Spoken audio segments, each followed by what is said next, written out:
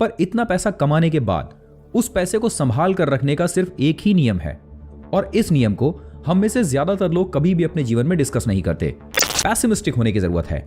आपको यह सोचना है कि कहीं मेरा पैसा पूरी तरह से बर्बाद ना हो जाए।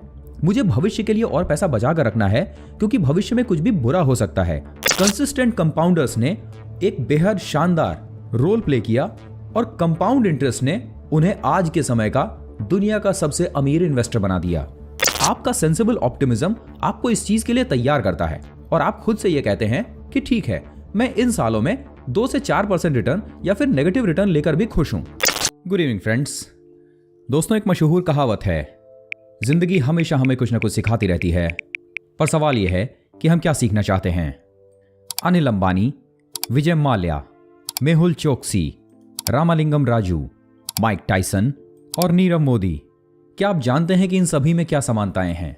ये सभी वो लोग हैं जो एक समय करोड़पति थे, पर आज के समय में इनमें से ज्यादातर ने अपनी सारी पूंजी गंवा दी है और ये बैंकरप्ट हैं। तो इसका मतलब यह है कि जीवन में सिर्फ अमीर बनना ही काफी नहीं है। एक बार जब आपके पास में उतना पैसा आ जाए जितना आप चाहते हैं, तो फिर उसे संभाल कर रखना दूसरी सबसे बड़ी जिम्मेदारी है। और यहीं साइकोलॉजी ऑफ मनी का 5वां सेशन शुरू होता है, getting wealthy versus staying wealthy. दोस्तों, ये चैप्टर समझाता है कि साइकोलॉजी ऑफ मनी के द्वारा जब भी कभी भी आप अपने जीवन में अद्वितीय सफलता और पैसा हासिल करना चाहते हैं, तो सबसे पहला स्टेप है उसे हासिल करना, और दूसरा स्टेप है उस कमाए हुए पैसे को सहेज कर रखना। राइटर ये कहते हैं कि दुनिया में करोड़पति बनने के हजारों रास्ते हैं। आप कोई भी तरीका इस्तेमाल कर सकते हैं। आप एक अच्छा बिजनेस शुरू कर सकते हैं, एक अच्छी जॉब कर सकते हैं, साइमल्टेनियस कई बिजनेसेस कर सकते हैं, कहीं एक अच्छा इन्वेस्टमेंट कर सकते हैं, या कई बार किस्मत से आपकी लॉटरी भी लग सकती है और आप करोड़पति या अरबपति बन सकते हैं। पर इतना पैसा कमाने के बाद उस पैसे को संभाल कर रखने का सिर्फ एक ही नियम है, और इस नियम को हम में से ज्यादातर लोग कभी भी अपने जीवन में डिस्कस नहीं करते। इसीलिए आप अपने चारों तरफ देखते हैं कि कुछ लोग जिन्हें किस्मत से बहुत सारा पैसा मिल जाता है, वो जल्दी ही दोबारा अपना सारा पैसा खोकर गरीब हो जाते हैं। और यही साइकोलॉजी ऑफ मनी का 5वां चैप्टर हमें सिखाता है। अगर आप इसे एक एग्जाम्पल से समझने की कोशिश करें, तो हम में से सभी ने धीरू भाई अंबानी ने जब रिलायंस को 2 भागों में बांटकर अनिल अंबानी और मुकेश अंबानी दोनों को दिया, तब हम सब ने वो स्टोरी अपने सामने देखी है। इन दोनों भाइयों ने कैसे जमीन से उठकर अपने एम्पायर्स को बड़ा बनाया। दोनों के ही पास एक समय 1000 करोड़ से ज्यादा की वेल्थ थी। हम सभी जानते हैं कि अनिल अंबानी दुनिया के टॉप 10 रिचेस्ट मैन में शामिल थे, पर जरा किस्मत का खेल देखिए कि अनिल अंबानी धीरे धीरे अपना पूरा पैसा गंवाते गए और आज बैंकरप्ट हैं। वहीं दूसरी ओर मुकेश अंबानी अभी भी दुनिया के कुछ खास रिचेस्ट लोगों में शामिल हैं। इसीलिए साइकोलॉजी ऑफ मनी का 5वां चैप्टर हम सभी के लिए इन डेप्थ समझना बहुत जरूरी हो जाता है। राइटर ये कहते हैं कि दुनिया में अमीर बनने के रास्ते बहुत सारे हैं और हर कोई इसे सीख सकता है, पर उस पैसे को अर्न करने के बाद उसे अपने पास रोकना एक बिल्कुल अलग किस्म का खेल है, जिसे हम सभी को समझने की जरूरत है। राइटर का कहना है, if I had to summarize money success in a single word, it would be survival. यानी आपने जितना पैसा इकट्ठा कर रखा है, उसमें से कितना आप हमेशा के लिए बचा कर रख सकते हैं, ये मायने रखता है। क्या आप जानते हैं कि जिंदगी में वेल्दी होना और वेल्दी बने रहना इतना कठिन क्यों है? जरा ध्यान से समझिए। पैसे कमाने के लिए जिन क्वालिटीज की जरूरत होती है, उसे संभाल कर रखने के लिए ठीक उसकी विपरीत क्वालिटीज की जरूरत होती है। जिस किसी इंसान के अंदर ये दोनों ही क्वालिटीज उसके कैरेक्टर का पार्ट नहीं होती, वो कई बार पैसे कमा तो लेता है, पर उसे सहेज कर नहीं रख पाता। आप डाउट में आ गए हैं? ध्यान से सुनिए। किसी भी पैसे को कमाने के लिए, खास करके बड़े पैसे को कमाने के लिए, जिन क्वालिटीज की जरूरत होती है, उनमें है रिस्क लेना, जीवन के लिए ऑप्टिमिस्टिक होना और हमेशा अपने आप को अपनी लिमिट्स तक पुश करते रहना। अगर आप जीवन में रिस्क नहीं लेते, तो आप बड़ा पैसा नहीं कमा पाएंगे। अगर आप हमेशा ये नहीं सोचते कि आपके लिए सब कुछ अच्छा होगा, तो आप कभी भी अपने आप को अपनी लिमिट्स तक पुश नहीं कर पाएंगे। वहीं दूसरी ओर, जब आपने एक बार पैसा कमा लिया है, तब उस पैसे को सहेजने के लिए किन चीजों की जरूरत होती है? अब आपको डर की जरूरत है। आपको उतना रिस्क नहीं लेना है जितना आप पैसे कमाते हुए ले रहे थे, क्योंकि अगर आप अभी भी उतना ही रिस्क लेंगे, तो किसी एक फाइन दिन आपका वो रिस्क आपको बैंकरप्ट कर देगा। इसलिए पैसे कमाने के बाद पैसे को संभालने के लिए आपको कम रिस्क लेने की जरूरत है। दूसरा, अब आपको ऑप्टिमिस्टिक होने के बजाय पैसिमिस्टिक होने की जरूरत है। आपको यह सोचना है कि कहीं मेरा पैसा पूरी तरह से बर्बाद ना हो जाए। मुझे भविष्य के लिए और पैसा बचा कर रखना है क्योंकि भविष्य में कुछ भी बुरा हो सकता है, फाइनेंशियल क्राइसिस आ सकती है, मुझे परिवार में इमरजेंसी फंड की जरूरत पड़ सकती है। इसलिए आप ज्यादा से ज्यादा अपना पैसा बचा कर रखने की कोशिश करते हैं।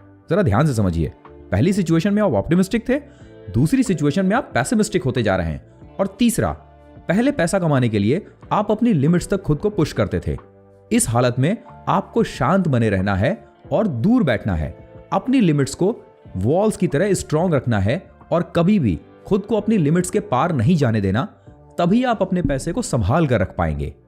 जहां पैसे कमाते समय आप अपनी खुद की एबिलिटीज पर सबसे ज्यादा फोकस्ड रहते थे, अपने बाहुबल पर आपको बहुत यकीन था और आप सेल्फ डिपेंडेंट और सेल्फ कॉन्फिडेंस इंसान थे, वहीं दूसरी ओर एक बार पैसा कमा लेने के बाद आपको यह सोच विकसित करनी पड़ती है कि आपने जो कुछ भी कमाया है उसे आपने बहुत ज्यादा लक की वजह से भी कमाया है। जब एक बार आपके दिल में यह बात बैठ जाती है कि आपका कमाया हुआ बहुत सारा पैसा आपको किस्मत से मिला है, तब आप उस पैसे पर बहुत ज्यादा रिस्क लेना प्रिफर नहीं करते हैं। इसलिए जरा ध्यान से समझिए कि पैसे कमाते समय आप जिन क्वालिटीज को सबसे ज्यादा फोकस में रखते हैं, पैसे को सेफ रखते समय आपको ठीक उसके विपरीत क्वालिटीज अपने पास रखनी पड़ती हैं।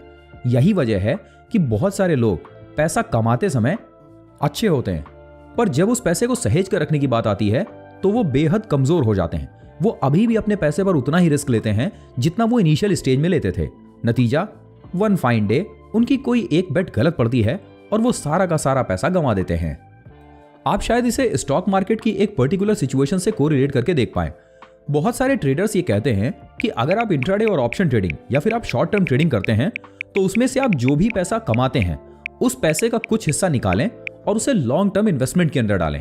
वो ऐसा क्यों कहते हैं, हमारा ख्याल है अब आपको यह बेहतर तरीके से समझ में आ गया होगा। और यही वजह है कि उम्र के आखिरी पड़ाव में जाते हुए राकेश झुनझुनवाला सर ने भी ये कहा था। उन्होंने कहा कि मैंने अपने जीवन में जो भी पैसा कमाया है उसमें ज्यादातर हिस्सा मेरी किस्मत का है।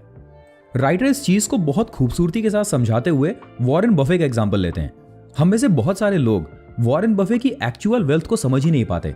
हमें लगता है कि वॉरेन बफे इतने अमीर इसलिए हैं क्योंकि उन्होंने कुछ अच्छी कंपनियां लेकर अपने बिजनेस में रख रखी, अपने पोर्टफोलियो में, और वो लगातार बढ़ती रहीं। पर राइटर ये कहते हैं कि वॉरेन बफे की सबसे बड़ी खूबसूरती उनका सर्वाइवल है। उन्होंने कभी भी अपने पोर्टफोलियो के साथ कोई भी ऐसा काम नहीं किया जिससे उनका पूरा का पूरा पोर्टफोलियो वाइप आउट हो जाए। वो कभी भी अपने सारे पैसे को एक जगह या फिर इतनी रिस्की बेट में नहीं लगाते थे। नतीजा, उम्र के 10 साल जब से उन्होंने अपना इन्वेस्टमेंट शुरू किया से लेकर उम्र के 90 साल तक उनका पोर्टफोलियो हमेशा उनके साथ रहा। चूंकि ये टाइम फ्रेम इतना लंबा था कि इस समय कंसिस्टेंट कंपाउंडर्स ने एक बेहद शानदार रोल प्ले किया और कंपाउंड इंटरेस्ट ने उन्हें आज के समय का दुनिया का सबसे अमीर इन्वेस्टर बना दिया। सो वॉरेन बफे पैसा कमाने में जितने होशियार थे उससे ज्यादा होशियार वो उस पैसे को संभाल कर रखने में थे, और इसमें उनकी सबसे ज्यादा मदद की उनकी सर्वाइवल इंस्टिंक्ट ने। उन्होंने जो भी कमाया उसे सहेज कर रखना उन्हें बहुत अच्छी तरह से आता था। इसके संबंध में अपनी बात को कोट के रूप में प्रस्तुत करते हुए राइटर लिखते हैं, more than I want big returns, I want to be financially unbreakable, and I am unbreakable, then I actually think I will get the biggest return because I will be able to stick around long enough for compounding to work wonders. आप में से ज्यादातर लोगों ने शायद Ramdev Agarwal sir को भी सुना हो। वो कहते हैं कि मार्केट में अगर आपको बड़ा पैसा बनाना है तो आपको मार्केट से निकलना नहीं है, आपको सिर्फ यहां टिके रहना है।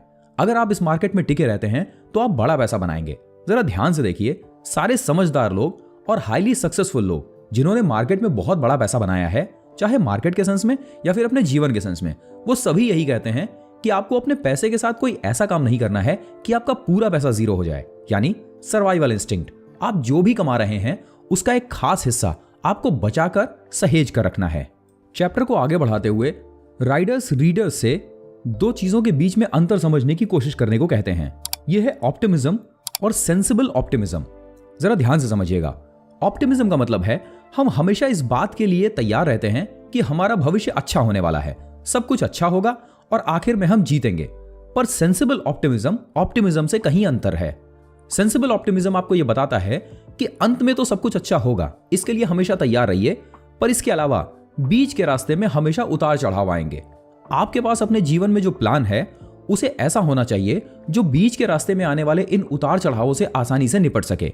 मिसाल के लिए, अगर आपका पोर्टफोलियो है जिसमें रिटर्न 8 से 10% आप एक्सपेक्ट कर रहे हैं, तो आपको इस बात के लिए तैयार रहना चाहिए कि शायद कुछ साल ऐसे भी हों जहां आपका पोर्टफोलियो रिटर्न 4 से 5% या फिर नेगेटिव हो। आपका सेंसिबल ऑप्टिमिज्म आपको इस चीज के लिए तैयार करता है और आप खुद से यह कहते हैं कि ठीक है, मैं इन सालों में 2 से 4% रिटर्न या फिर नेगेटिव रिटर्न लेकर भी खुश हूं, पर मैं मार्केट से बाहर नहीं जाने वाला और मैं कोई ऐसा काम नहीं करने वाला जिससे पूरा का पूरा पोर्टफोलियो ही खतरे में पड़ जाए। और सबसे आखिर में राइटर बेहद मजेदार बात कहते हैं। वो कहते हैं कि एक ही समय में पैरानॉइड और ऑप्टिमिस्टिक दोनों होना बहुत ही मुश्किल काम है और इसीलिए बहुत सारे लोग अमीर तो हो जाते हैं पर उस पैसे को संभाल कर नहीं रख पाते। बेसिकली आपको ऑप्टिमिस्टिक रहना है लंबे समय के लिए कि भविष्य में अंत में सब कुछ अच्छा होगा, बट पैरानॉइड रहना है शॉर्ट टर्म के लिए कि जब आपने जो कुछ भी कमाया है उस पर हमेशा मंडराते हुए खतरे को देखते रहते हैं और उसे सहेजने की कोशिश करते रहते हैं। अब जरा ध्यान से समझने की कोशिश करिए। क्या आपने कभी यह सोचा है कि आखिर ऐसा क्यों होता है कि जब लोगों के पास बड़ा पैसा आ जाता है तो वो अपने इस पैसे को रियल एस्टेट में, गोल्ड में या फिर ऐसे ही किसी हार्ड एसेट में लगाते हैं? सवाल है ऐसा क्यों करते हैं? वो इसलिए क्योंकि ये hard assets, real estates, gold या फिर और भी ऐसे हार्ड एसेट आपके पैसे को सहेज कर रखते हैं क्योंकि इनकी कीमत इतनी आसानी में जीरो नहीं होने वाली। ये उनका सर्वाइवल इंस्टिंक्ट है जो उन्हें इस बात के लिए प्रेरित करता है कि जो भी उन्होंने कमाया है उसे सहेज कर रखना। और यही वजह है कि ज्यादातर सफल लोग ये समझाते हैं कि हमारे पास सोर्स ऑफ अर्निंग्स में कुछ ऐसा पार्ट जरूर होना चाहिए जो हार्ड एसेट के तौर पर हमारे पास रहे, क्योंकि बुरे वक्त में जब बाकी सब कुछ जीरो हो जाए तो आपके हार्ड एसेट्स जीरो नहीं होते। और ये न केवल आपको गेटिंग वेल्दी तक ले जाते हैं बल्कि आपको स्टेइंग वेल्दी रहने में भी मदद करते हैं। अब हमारा आपसे एक सवाल है, यदि आपका पोर्टफोलियो 100 रुपए का है तो क्या आप बता सकते हैं कि उसका कितना परसेंट आपको हार्ड एसेट्स के अंदर रखना चाहिए? मिसाल के लिए गोल्ड, सिल्वर, प्लैटिनम या फिर रियल एस्टेट। दोस्तों, हमें जितना मजा इस सेशन को बनाने में आ रहा है, हमें उम्मीद है कि आपको इन सेशन से लर्निंग करने में भी उतना ही मजा आ रहा होगा।